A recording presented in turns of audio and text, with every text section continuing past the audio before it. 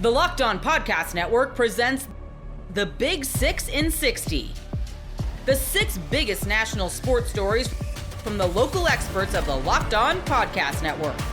Get the real story, why it matters, what's next, who wins the big game, and more, all in 60 minutes.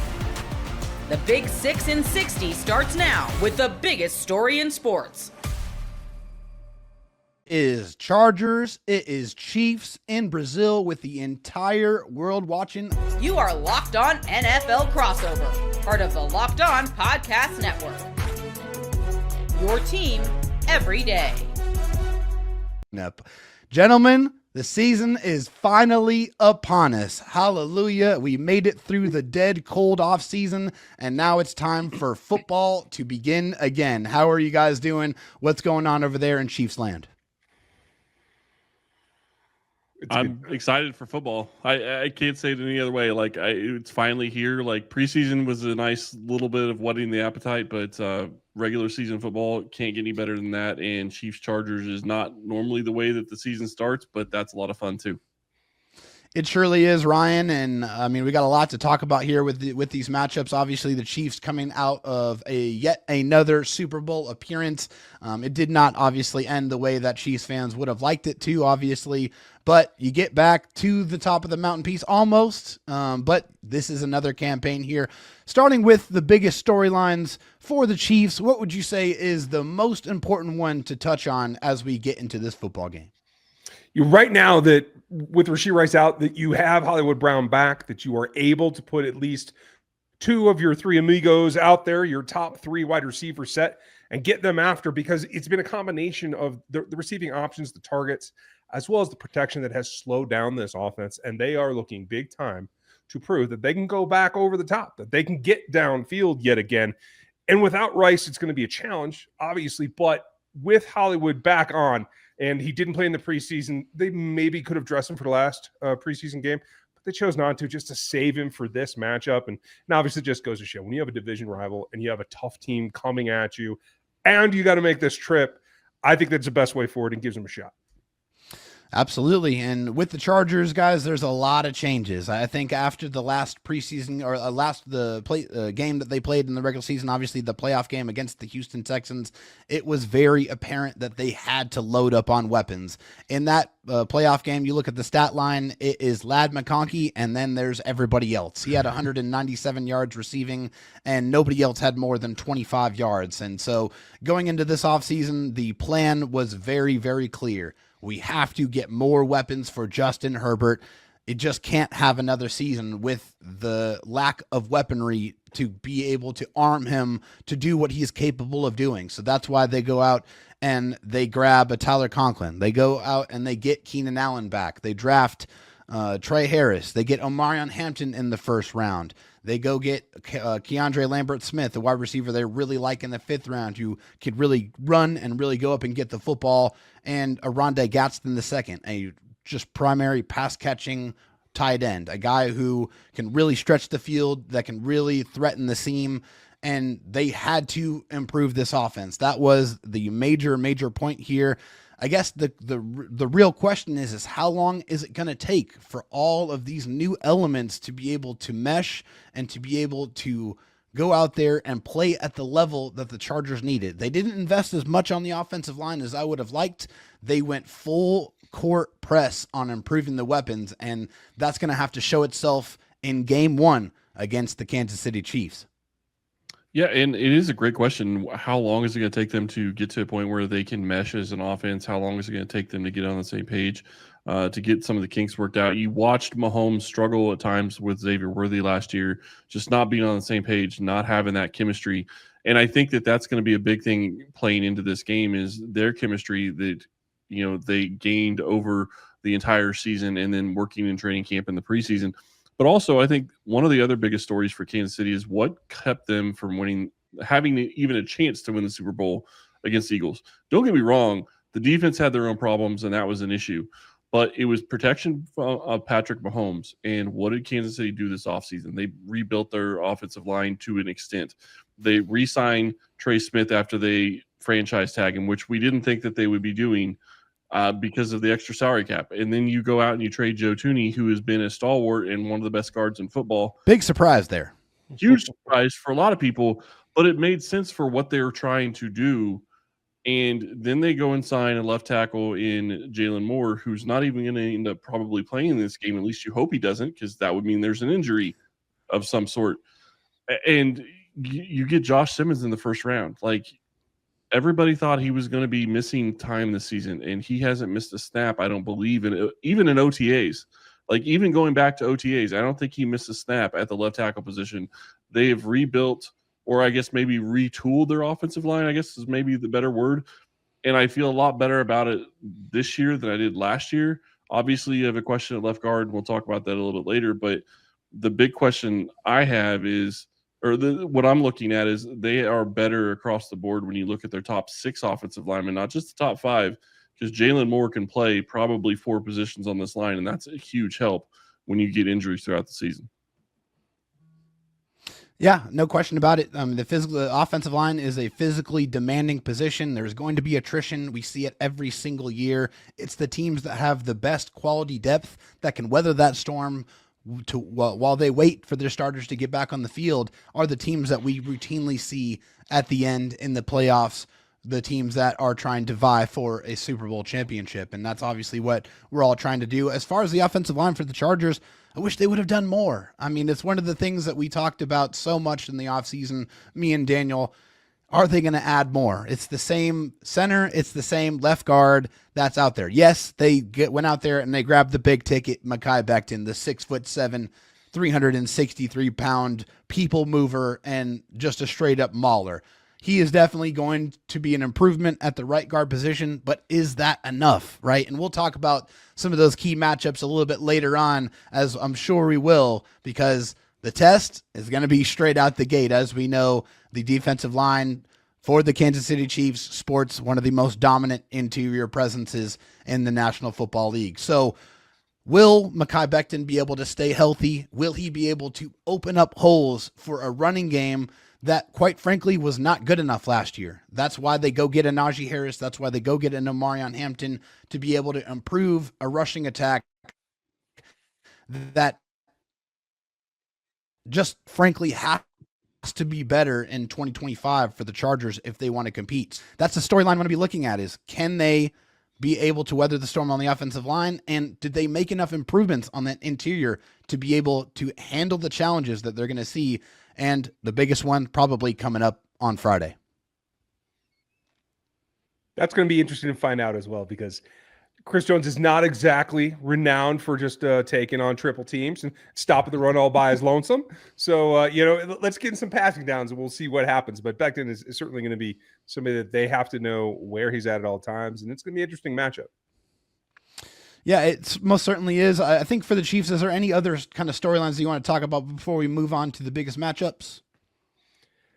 The big thing is that there's one anchor in the secondary. His name's Trent McDuffie, and everything else is work in motion at this point. So it's a two-edged sword, knowing that what the Chargers need to do is utilize those new options in Marion and Najee and come downhill. Should they get into third, they got to throw the ball. It's still not going to be exactly what it's been in the past, where you feel like the Chiefs have the advantage on third down. I don't know that that's true this time. It's going to be a brawl the whole way. It most certainly is, and that's especially what the Chargers and Jim Harbaugh and Greg Roman want to do. They want to make it a knockdown, drag-out, physical fight.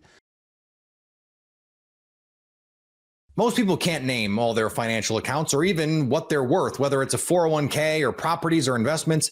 And when you don't have the full picture, you can end up leaving money on the table. That's why there is Monarch Money. It's an all-in-one personal finance tool that brings your entire financial life together in one clean, easy-to-use interface on your laptop or your phone. Monarch does the heavy lifting for you. You can link all your accounts in minutes, see clear data visuals, get smart categorization of your spending, and finally feel in control of your money without ever touching a spreadsheet.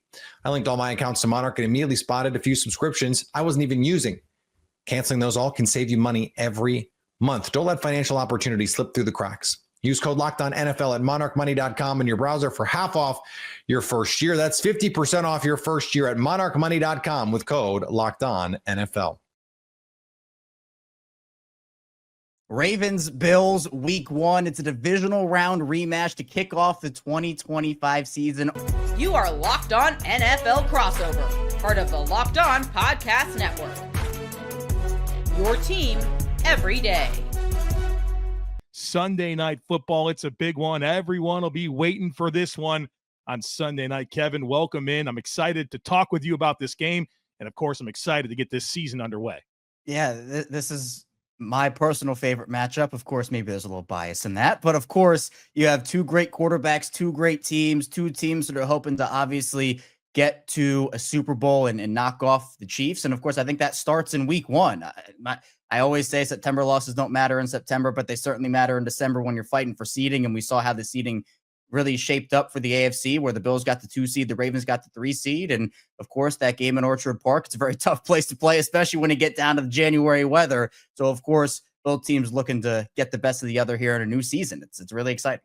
Yeah, it's all about giving yourself the best chance to go on a run in the postseason. And I think that's what both of these teams are obviously aspiring to do. And whether you're hosting Kansas City, you're hosting Buffalo, you're hosting Baltimore, you don't want to go to those places. And so obviously there's a lot on the line in week 1. Now, week 1 can be a liar. We know that. And by the end of the year, week 1 will probably feel like 100 years ago. But this is what's at stake for both of these teams. You want that head-to-head tiebreaker. And so as we start to really dive into this matchup, Kevin, what's the big thing for Baltimore here entering week 1? I think obviously it's a new season, and that's what the Ravens have been telling us. You know, that divisional round game, obviously very high stakes, and the way that it ended for Baltimore was unfortunate. They just made too many mistakes, and credit to the Bills, they capitalized on those mistakes and were able to get the job done. You know, Mark Andrews has talked about it after his rough game. You know, Lamar Jackson had a couple of those turnovers as well. Lamar talked to the media on Wednesday and essentially said, hey, let's not turn the ball over this time. Like, that's the big thing for Baltimore. And I think it's interesting because on the injury side of things, both teams are dealing with some question marks when it comes to some key contributors. For the Ravens, Isaiah Likely and Patrick Ricard both did not practice. We got word from Ian Rappaport on Wednesday that it's unlikely that Likely will play in this game.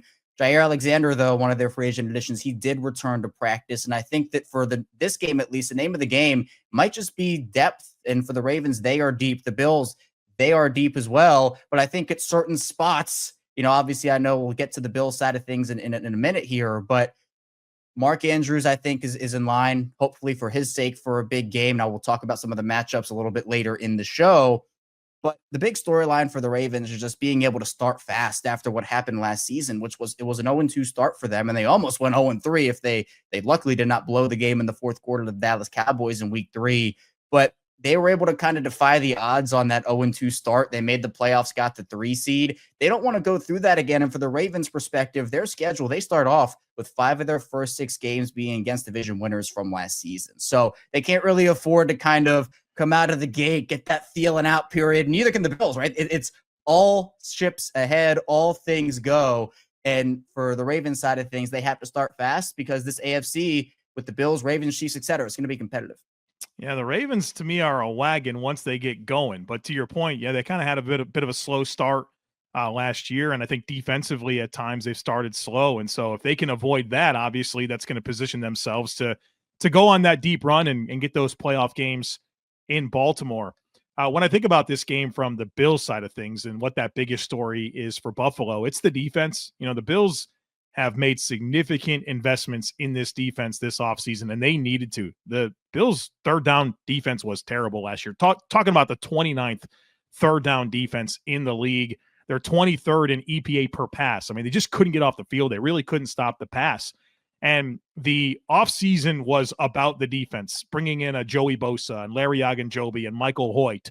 And the Bills didn't have a ton of cap space. They made it work. They needed to get those players, and then they get to the draft in April, and their first 5 selections are on the defensive side of the football, including 3 defensive linemen and trading up for 2 defensive tackles. Well, welcome to the NFL. Here's the Baltimore Ravens and that dynamic backfield of Derrick Henry and Lamar Jackson. You better be ready to go. They've also made coaching additions with Ryan Nielsen and Mike Pellegrino and Jason Reprovich, very experienced NFL defensive coaches added to this mix. So it's all about this defense. And how it can improve year over year. And it's been kind of like a 2-year decline. The Bills under Sean McDermott, the first 6 years, it was really good defensively, but the last 2, you've started to see some chinks in the armor. I think some of that's aging, right? To Micah Hyde, Jordan Poyer at safety kind of aging, and you've had injuries to guys like Matt Milano and Von Miller and Tre'Davious White. Those are supposed to be cornerstone players of your defense, and they haven't really been there over the last 2 years, and you felt that. And now the Bills have kind of reset with a new nucleus defensively in terms of personnel. Of course, it's like I mentioned, the coaching additions, and now it's time to deliver. And boy, talk about a tough assignment. Week 1 against this Ravens team that I think they show up with 200 rushing yards and 30 points. And so it's a big task. And, it'll be looked at as a measuring stick game for this Bills defense, but I'm not sure it's going to tell the story. That's a lot that needs to come together against a Ravens offense with a lot of continuity and obviously a lot of firepower. Yeah, and I'm really curious to see from both teams' perspective. Obviously, there's a lot made, Joe, about how teams go about playing their stars or not playing their stars in the preseason. Yeah. From the Ravens side of things, they played no one, and they didn't play anyone last year, and they started 0-2.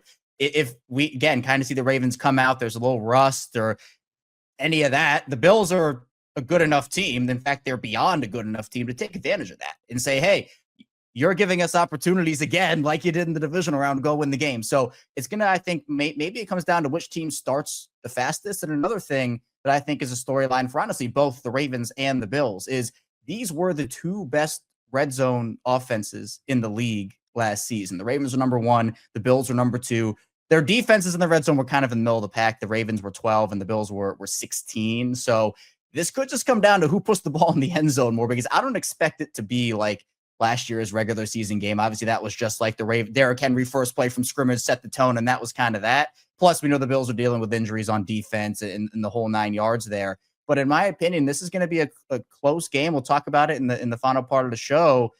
Could just be like, hey, Tyler Bass and no more Justin Tucker in Baltimore. It's now rookie Tyler Loop. Can those guys take advantage of the opportunities they're given, but are they even given opportunities? Because ideally, both teams, they just want to put the ball in the end zone all the time. Yeah, you got to get in the end zone. You got the type of quarterbacks that score a lot of points. Hey, listen, the Bills didn't play their guys really in the preseason. This is the first preseason so far in Josh Allen's career where he didn't play at all.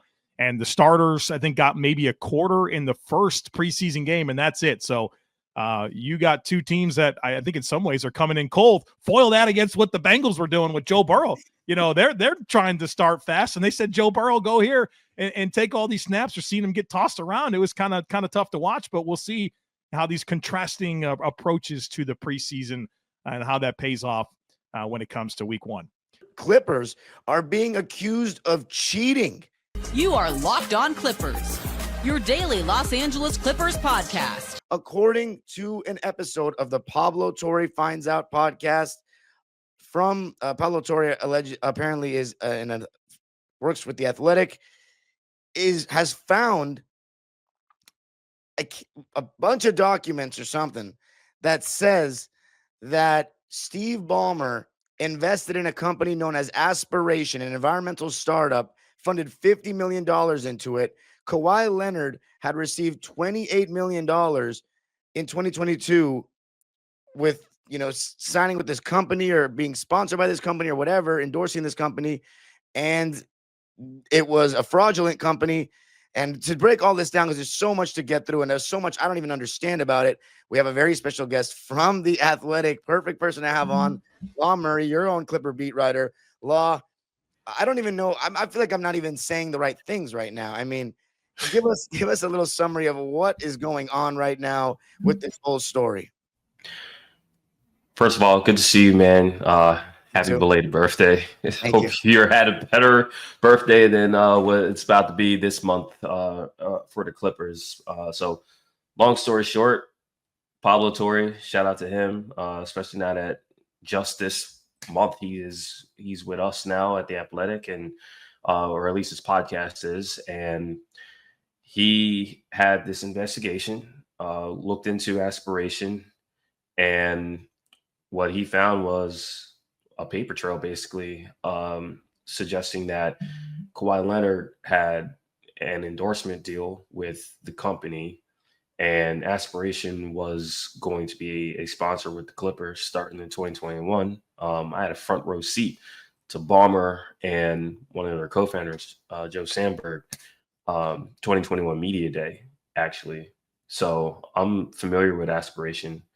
And long story short, they're saying that Kawhi's agreement with aspiration was something to circumvent the salary cap, which is a big no-no.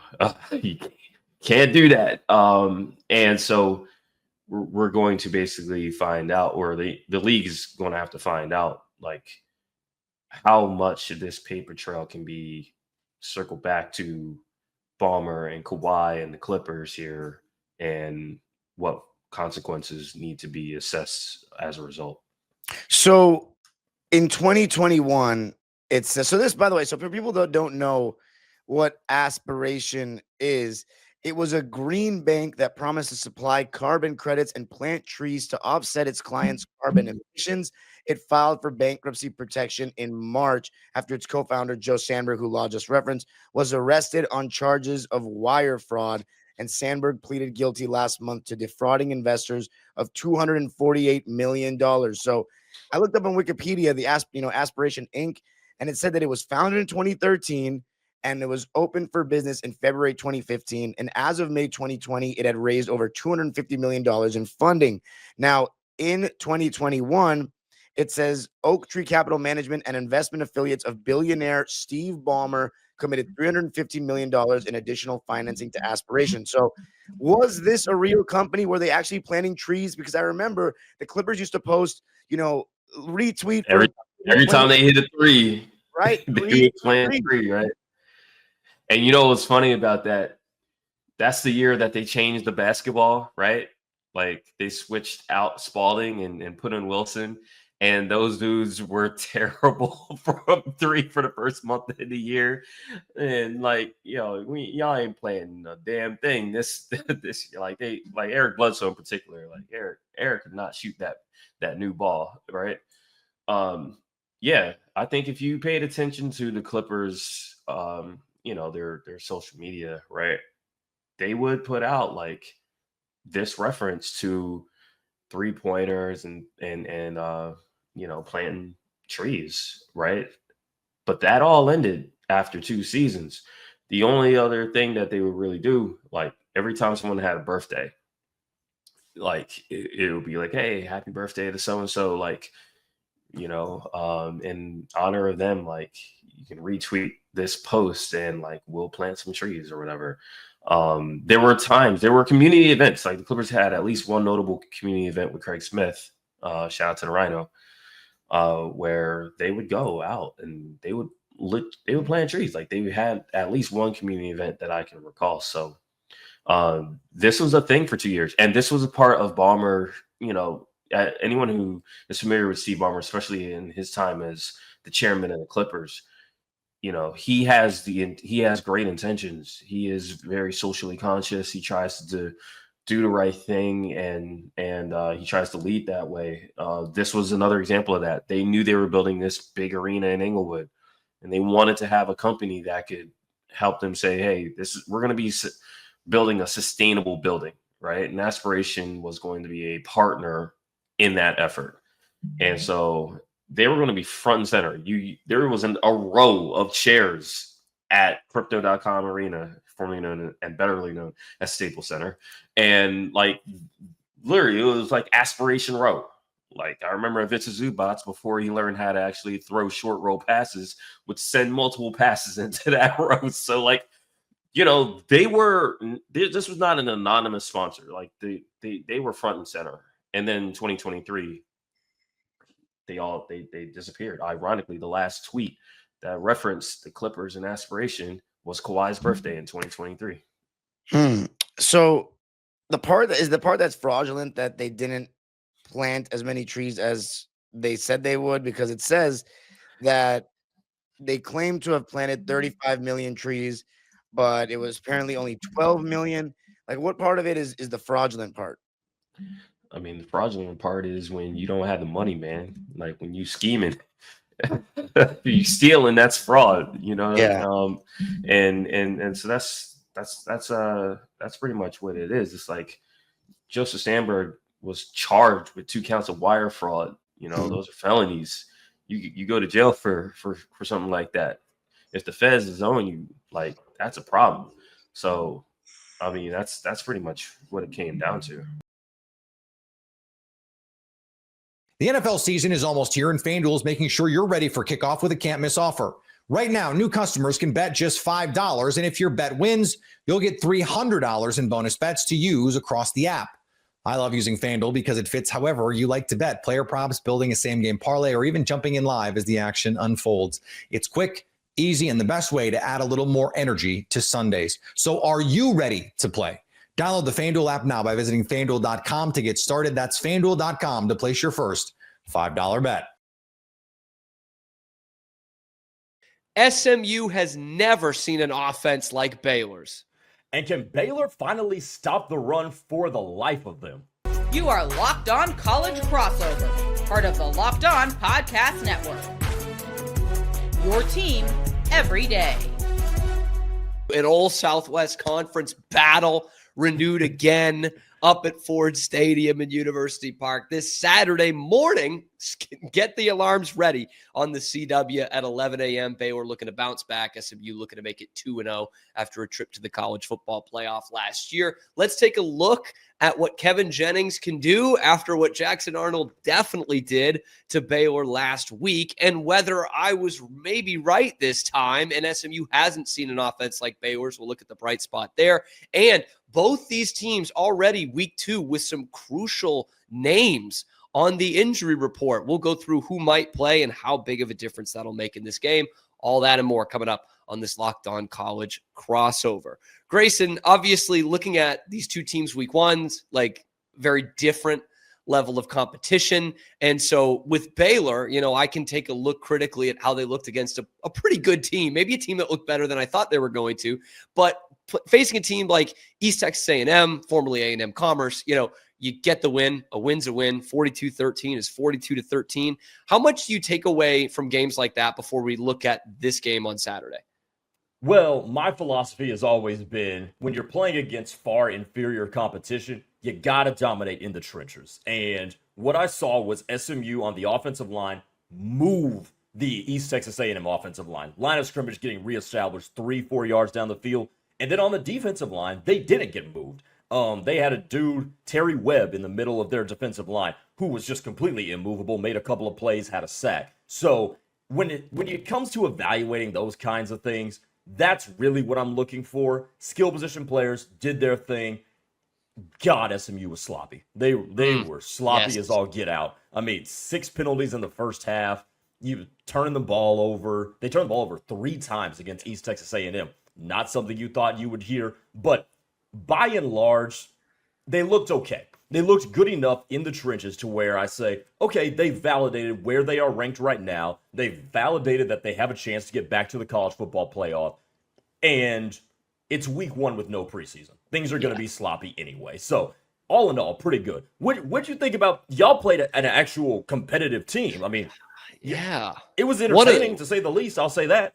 Sure. And one of the defenses definitely looked competitive for sure. It just wasn't ours. It did take me by surprise, man. It did. Like, I wasn't one of those people that was like, Baylor's way more talented than Auburn. I got sick of people saying how much more talented Auburn was. I thought it was a closer gap. But I was stunned at how ineffective they were in the run game. Mostly on the defensive side. Offense, you were down 2 scores in the first quarter, and it was like that most of the night.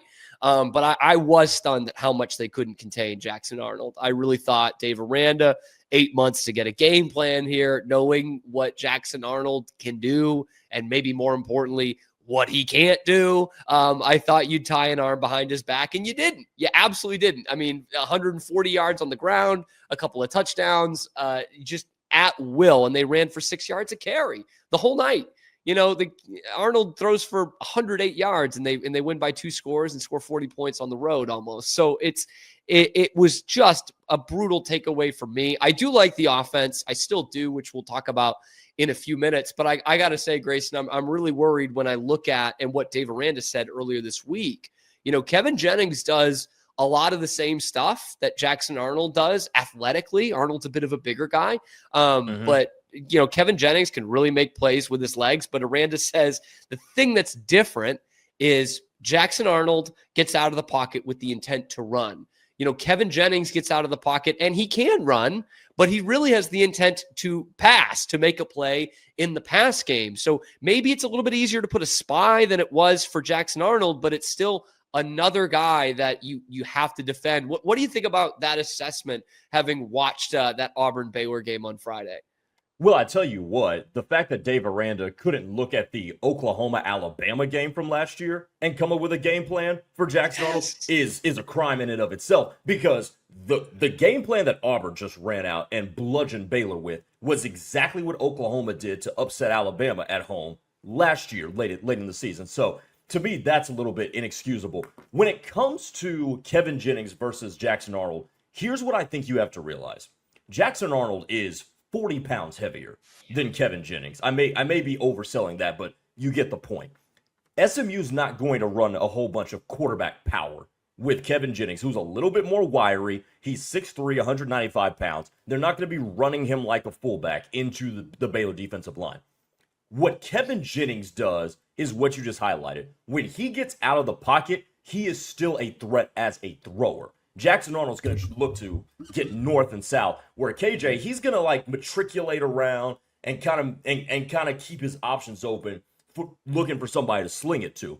So in terms of that, Baylor, I think, is going to be more susceptible to the over-the-top plays from SMU. And SMU hit East Texas A&M with a couple of them. But one of them was on a Kevin Jennings rollout, and Jalen Cooper sneaks out behind the defense, long touchdown. I think that's where Baylor's going to be susceptible if they let Kevin Jennings get out of the pocket. Because unlike Jackson Arnold, Kevin Jennings is still eyes downfield like a pro-style quarterback looking to get rid of it. Yeah, and you saw that on Saturday, and certainly saw that last year in the college football playoff run as well. If Jackson Arnold could do that, man, Oklahoma might have been in the semifinals last year. But he's not exactly Kevin Jennings when it comes to that. And looking at that, the Jennings numbers look fine, look good actually, and obviously it's a pretty comfortable win. But having watched the game, I would say there was some ups and downs. Maybe it was just uneasy watching it. You talked about the turnovers in there. Are we starting to see the seeds of, maybe not bringing back a ton of the quantity of guys from last year, and now one of the quality guys hurt? That's a really, really stupid and not easy to follow way to put it that I just did it there. Because we're going to talk about the injuries later. But yeah. Did it have the seeds of ooh, man, this just isn't the same team from last year? It did on the defensive side. On the defensive side, it definitely did. And they lost Maude Walker and Kobe Wilson, their top two linebackers, top two tacklers from last year. That's where it looked like you were missing stuff. Offensively, they didn't really lose a whole heck of a lot outside. They lost a couple of wide receivers, don't get me wrong. Mm-hmm. And then they lost their leading rusher, Broussard Smith.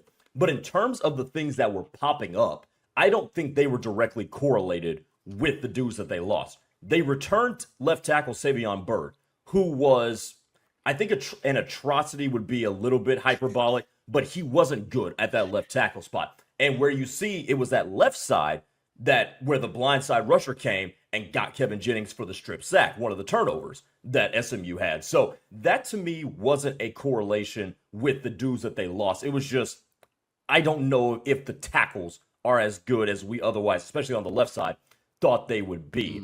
So that would be a way where Baylor could probably get them.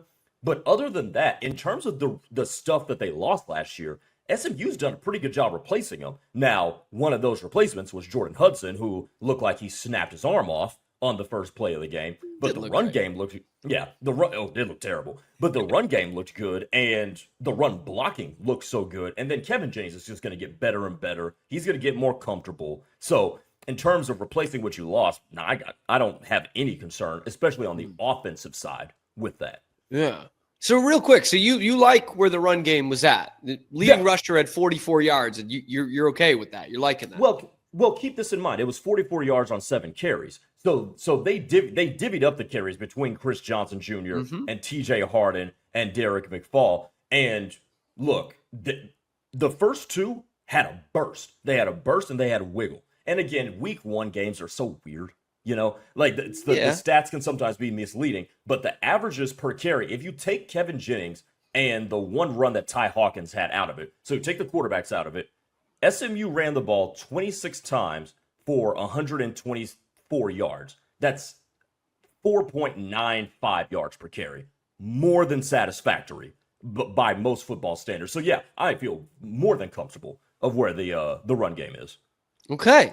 All right. And you're feeling okay with that run blocking as well. You know, I mean, part of this too, you know, no excuse for how bad Baylor was in the run defense. They faced a PFF top 10 preseason offensive line as well. So, you know, that part has to be put into it, I guess too. Yeah. Yeah, no, I feel more than comfortable, especially going up against. Look, SMU's offensive line is not Auburn's by any stretch of the imagination. They are not as big, they are not as good as Auburn's offensive line.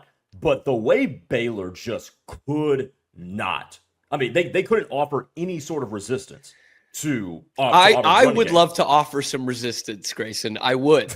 But I can't. I wish I could right now. I mean, hell, you and I could have played up there in run support and maybe offered the exact same as what Baylor. I mean, it looked bad. And if you're Baylor, here's where, and I want you to hear your take on this too. If you're Baylor, here's where you can get got. If you start giving up chunk run play after chunk run play after chunk run play, what do you become susceptible to at that point?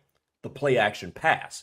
And even though Jordan Hudson is out, SMU's got plenty of speed at wide receiver to get behind the defense. And we know that because of that speed, Baylor's going to have to play at minimum with that too high, which means it's going to be a lighter box for SMU to run against. And if you can't get stops with your front six or your front seven, all of a sudden everything else gets opened up. You know what? I might have to disagree. And here's why. Here's why. Because Auburn ran for 300 yards on Friday night, and Dave Aranda didn't get out of the too high the entire game. So he is so committed to not being beaten over the top on the play action pass that might be why. You might run for 300 more yards, but damned if you're not going to beat those too high. But so fine. That basically means he doesn't want to get into another track meet, which he already got in a track meet playing too high. Like that is like that's an issue if you get into a track meet and you're staying in a too high shell. Like that's not supposed to do. But it also does. The play action doesn't just open up deep down the field, right? Sure. It opens up the intermediate too, which SMU with RJ Maryland kicking out to wide receiver now and playing a lot in the slot. Matthew Hibner is a tight end that can own the middle of the field. And then you've got guys running crossers all around the place. You can still be susceptible to the play action path, even if you're hell bent on making sure nobody bombs you over the top.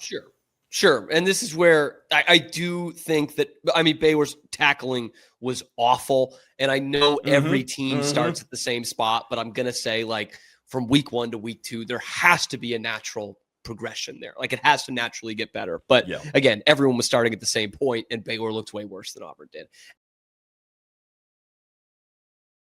Most people can't name all their financial accounts or even what they're worth, whether it's a 401k or properties or investments. And when you don't have the full picture, you can end up leaving money on the table. That's why there is Monarch Money. It's an all-in-one personal finance tool that brings your entire financial life together in one clean, easy-to-use interface on your laptop or your phone. Monarch does the heavy lifting for you. You can link all your accounts in minutes, see clear data visuals, get smart categorization of your spending, and finally feel in control of your money without ever touching a spreadsheet. I linked all my accounts to Monarch and immediately spotted a few subscriptions I wasn't even using. Canceling those all can save you money every month. Don't let financial opportunities slip through the cracks. Use code LOCKEDONNFL at monarchmoney.com in your browser for half off your first year. That's 50% off your first year at monarchmoney.com with code LOCKEDONNFL. You are Locked On College Crossover, part of the Locked On Podcast Network. Your team every day. We're back in Thunderdome, and we are talking about the Ole Miss Rebels versus the Kentucky Wildcats. And it's funny, Lance, our friend Chris Gordy at Locked On SEC decided to try and trigger me a little bit, and he did an episode about how Kentucky is going to beat Ole Miss this year. And I'm sure that he probably is getting some clicks trying to build up that game. I just don't see it. Everybody knows about Austin Simmons. Like before the break, you were talking about it. He graduated high school and reclassified 2 years forward. He already has his undergraduate degree from Ole Miss. He is a redshirt sophomore with a graduate patch on his jersey. That's absolutely nuts. And he is as close to a football professional. He was like raised to do it. I think Lane Kiffin talked about way back when Todd Marinovich at USC and all of that. And he said, this is a similar type situation, a little bit different with David Simmons and all of those guys, but this guy was brought up to do it. I think he's going to be a guy. Keywan Lacey has a chance to be an absolute stud. One advantage that Ole Miss has this year that they didn't have a year ago is a running game, potentially with Keywan Lacey. And if Ole Miss can get the running game going, that's how you get that Kentucky defense tied up in knots a little bit. And defensively, Ole Miss did not move Suntaram Perkins around during Georgia State. They hit all of that stuff. We know that Pete Golding is going to move him around. This is the leading returning sacker from last season in the SEC. I think he's someone to watch because this is a game, as weird as it sounds, Kentucky winning last year, this game is on Lane Kiffin's radar. And they spent time in the offseason, extra work, breaking down Kentucky's defense and offense. And the last time he did that was last year against Arkansas and last year against Georgia. So that's something at least to fall back into the back of the brain. Yeah, we know how that Georgia game ended, obviously, in Oxford a season ago. And yeah, definitely some big-time players for Ole Miss to watch. It's interesting to talk there about that Ole Miss running game. That's something that I've not even discussed here on the show yet, just about what happens if Ole Miss can run the football, if they're able to do so to average or even good effect. I mean, that's definitely going to put Kentucky out of sorts defensively. It will open things up in that passing game for certain. There are some players to note here on this Kentucky defense. I'm going to give you two here. There's a lot of different guys I could go to here, but I'm going to go to Alex Safari first and foremost. He had 13 total tackles against Toledo, a sack, 2 TFLs. The kid has just been all over the place. It's like a hybrid linebacker, defensive back tweener type guy. He is really, really solid in coverage, really solid in the front seven. He is all over the place, just a freak athlete. We'll really be excited to see what he does in the NFL. He's kind of our all-around jack of all trades type guy. He's somebody that Ole Miss is going to have to watch out for, both in the running game and in coverage. And then also a pass rusher here in Steven Souls Jr., who had 2 sacks against Tucker Gleason and the Rockets last weekend. Kentucky's pass rush, actually, if I'm not mistaken, had the highest PFF grade of any team from week 1, which to me is shocking. I mean, obviously they played really well against Toledo. I didn't expect it to be that good analytically. But that is kind of what Ole Miss is looking at here. It's Safari. It's guys like Steven Souls getting after the quarterback, David Gusta as well. You've got a lot of different pieces here on this front seven that can cause havoc. Will they be able to do so against Ole Miss, who, again, like we've been talking about, is significantly more athletic, is more talented, is better coached than what Kentucky saw in week 1? It's going to be a step up significantly in terms of what you're looking at on that offensive line and who's actually blocking for the quarterback. But this front seven, I think you could look at a number of players, but Afari and Souls are the 2 guys that I'm looking at going, man, if they can get going, if they can stay comfortable in this game, if they cannot get out of position, it's going to cause some problems for Ole Miss across the board. And then on offense, like you mentioned, Zach Calzada, not very good last week, 10 of 23, 85 yards, 1 pick, average 3.7 yards per attempt. I said this on my most recent episode. Look, if he's going to play like that again in the first half, I think Kentucky should pull him. They should pull him for Cutter Boley, and that may change up what Ole Miss wants to do. I don't necessarily even know if he's a player to watch, because what I think Kentucky's going to try and do is run the ball. It's going to be Seth McGowan and Dante Dowdle. Dowdle, a transfer from Nebraska, had a $129 and a touchdown last week against Toledo. McGowan had 78 yards. From Picayune, Mississippi. Yes, sir. On a little bit more efficient running. I think Kentucky's going to try and play ball control. We'll talk about this later on in the show. But I think on offense, forget the offensive line, forget the quarterback, forget the receiving targets. There are none for even Kentucky fans. They aren't out there. Forget Josh Caddis and Willie Rodriguez. Like, you've got 2 tight ends leading the room right now. Until other players show their name statistically, don't even worry about it. What you should be concerned about if you're an Ole Miss fan is whether or not Kentucky can establish any sort of consistent ground game. Because if they're able to do that like they were in spots last year, it's going to be ball control, milking the clock, playing time of possession. And that's not a spot you want to find yourself in if you're a Rebels fan against Mark Stoops. That is if they're able to do so. But those are the players I think that you need to be looking out for most notably. I'm sure it feels like every time I do any sort of crossover, there's going to be some random player that we don't talk about that ends up showing out and has an incredible game. I'm not sure who that player is here. I could probably go with a guy like maybe Kendrick Law, the receiving threat from Alabama. Maybe you go for him. Maybe you go for Jamori Macklin, the transfer from UNT, finally standing out at wideout. I'm not sure where Kentucky goes to find a spark here. Maybe he'll just pop up and we're like, oh, there he is. But as of right now, not a lot of star power on the offensive side of the ball to be excited about. Well, one thing that you can look at, if you look at a path to victory potentially for Kentucky to make a run, there's about 4 runs in the Georgia State game that were explosive.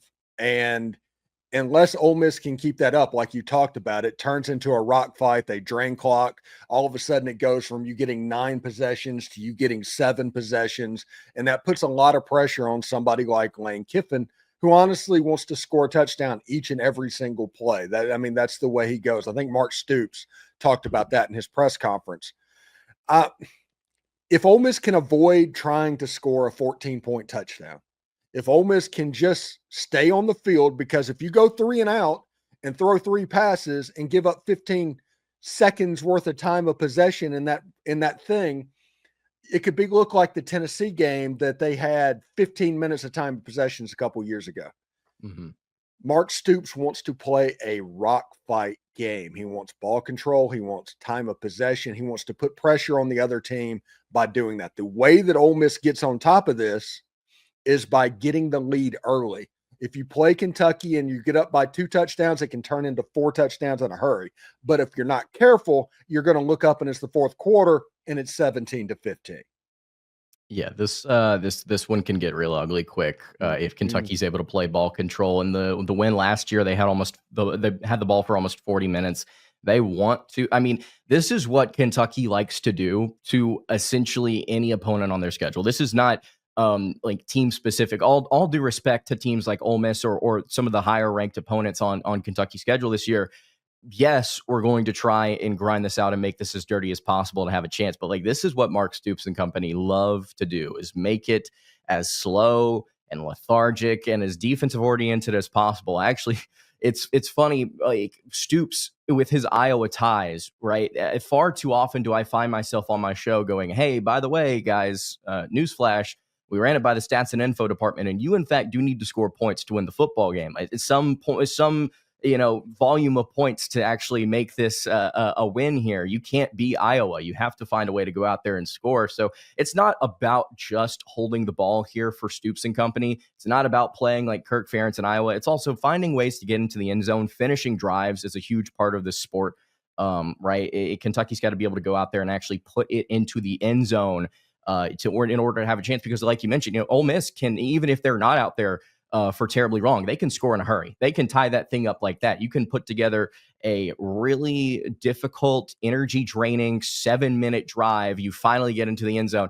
Oh, look, 4 plays later, Ole Miss is in. You have to go back out on offense, and it's a grind. Far too often, I think, do people talk about, what the defense is doing energy wise, but they're not talking about what the offense is exuding, especially if that offense is not known for being any sort of anything, any sort of special talent. So I think that's the way Kentucky tries to do it, right? Slow it down. But it's going to come down to whether or not they can actually capitalize on the opportunities that they have. And you mentioned something there. Sorry to go on a tangent. Ole Miss gave up 5 rushing plays of 10-plus yards against Georgia State. 2 of those went for 20.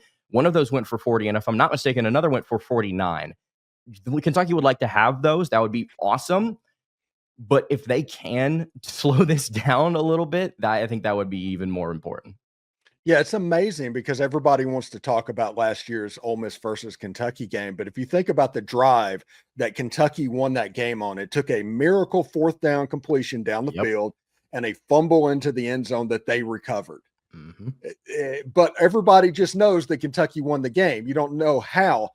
That was the most Iowa Mark Stoops drive in the history of football. It's like, oh my goodness. Yes, that was an Iowa drive. Yeah, and they're going to.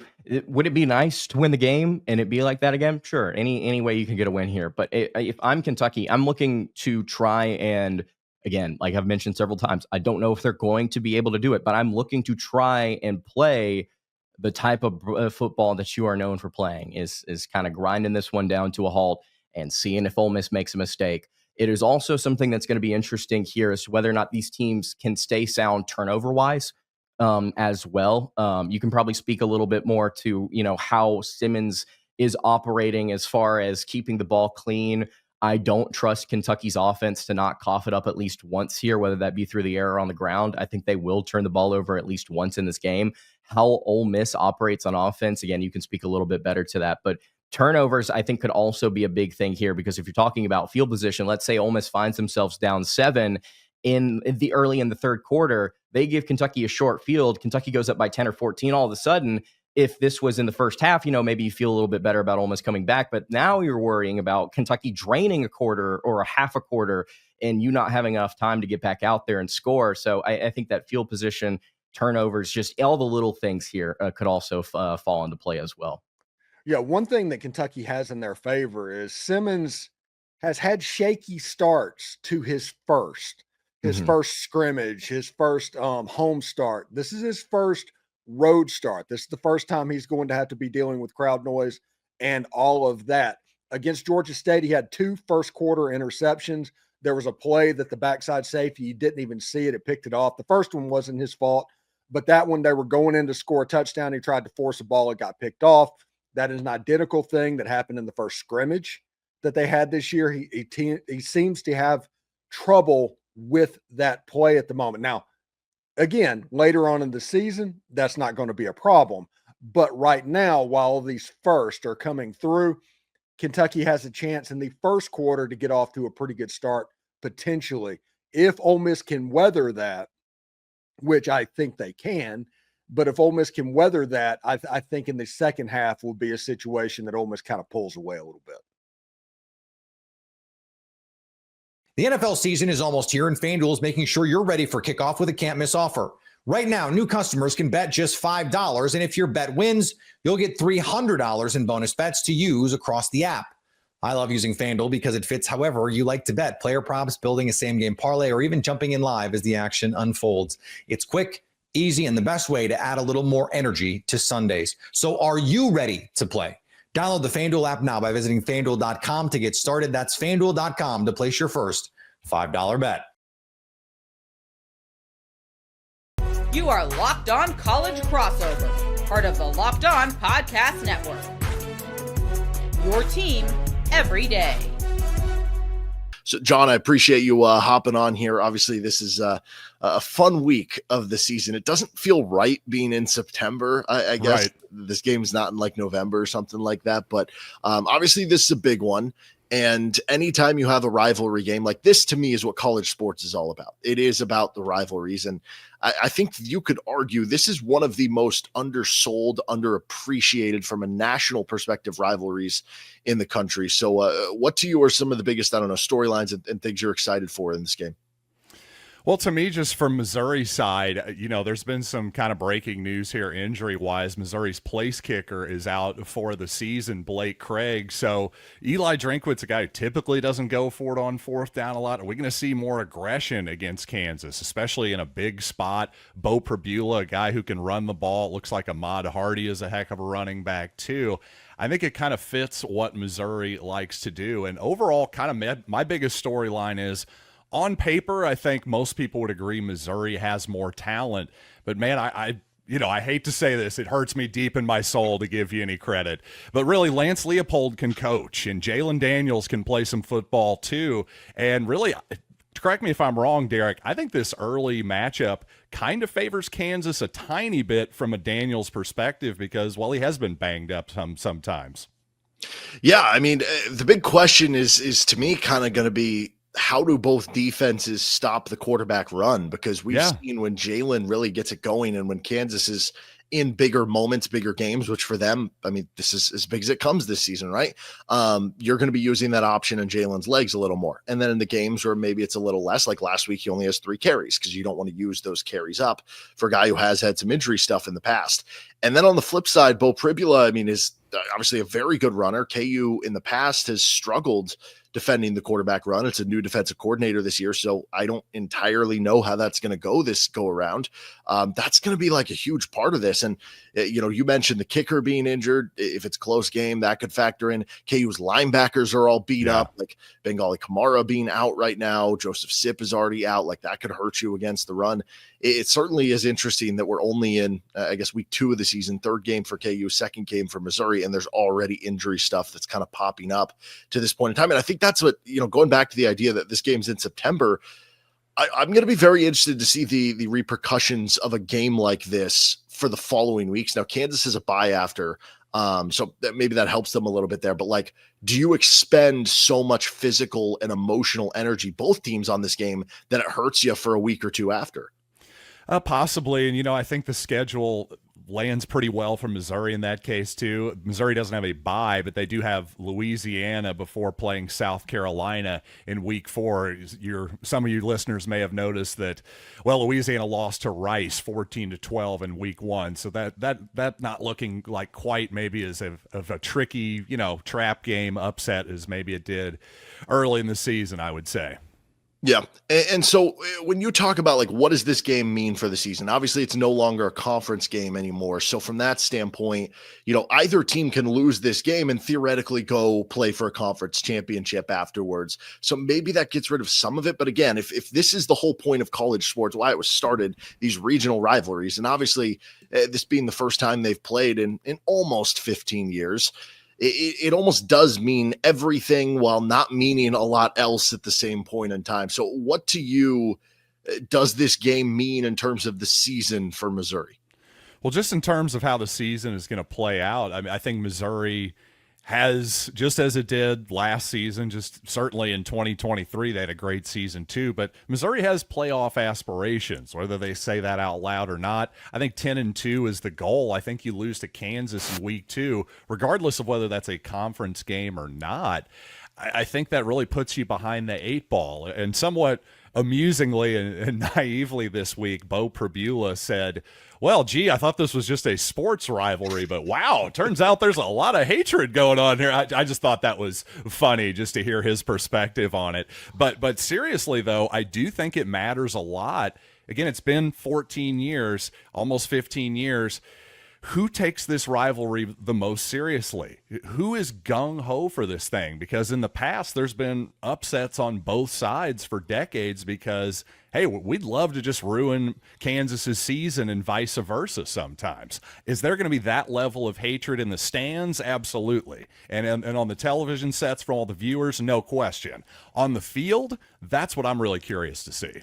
Yeah, you almost wonder if like the crowd is going to be the ones that ignite it in a real and that way, helps right? Missouri too. I mean, the crowd's going to be electric. There's no doubt about it, and that alone should juice the Missouri sideline, but really it should juice the Kansas sideline too. They have beating hearts and blood's pumping through their chests too. Yeah, no, it's going to be great too that we get these, back home and away as opposed to there was something about it being at Arrowhead, but I don't know. It's something about it being on campus makes it nice. Much better. Listen, the Armageddon game, that was incredible. A sellout. The 2008 game was obviously not as great for me, but still well attended. Other than that, man, the attendance really dropped in those things. To me, keep it on campus. Yeah, no, it definitely adds to the intrigue and the fun and everything. Well, I think this is really important because, from the Kansas perspective, like this game almost becomes not just about Kansas. I mean, I don't think KU fans really care like, oh, we have to hold the water for the Big 12. But from a Big 12 perspective, the rest of the conference is like, hey, we need this more so than the SEC. Like, if Missouri loses to Kansas, the SEC is going to be just fine. The SEC's That's PR an interesting is going to point. be just okay. But from the Big 12 perspective, it would do them a lot of wonders to nab one on the road against an SEC team. And so, I don't know who ends up winning the Big 12 at the end of the day. TCU looked good. Utah looked pretty good in week 0. I think if Kansas wins this game, you're going to start talking yourself into, at least I am, the Kansas can win the Big 12. They can at least compete to win the conference because you mentioned from a talent perspective. I mean, from a talent perspective, we'll see if Missouri ends up being as good as, like, say, Utah or TCU. But from a talent perspective, certainly they're just as good, if not better, than some of those schools. So, like, you can make the argument this is the most talented team that Kansas is going to play this season. And from that perspective, if you can beat them on the road, why can't you compete for a Big 12 title, in addition to what it would do for the Big 12 in terms of just that, I don't know, public perception, especially after kind of an up and down week one? Yeah, I agree with all of that. And I as much as I hate to even imagine the scenario where Missouri loses, of course, yeah, if Kansas wins this game, of course they're going to be right in there in the Big 12. I think the Big 12 is, I mean, give me 7 or 8 teams, I could see them winning the league at this point. And sort of to that idea, I think no matter who loses this game, it's going to feel like to the fans your season is over, but maybe it is, maybe it isn't, because that's college football. A lot can change as the season goes along, and we may look back and say, wow, actually, those were 2 top 20 teams or something like that. Who the heck knows? In fact, right now, the projections aren't too far off from that. I saw S&P Plus has Missouri 16th, Kansas 25. So, again, on paper, that's not a horrific loss either way. The problem is when it's Kansas and Missouri, it's going to hurt bad for somebody.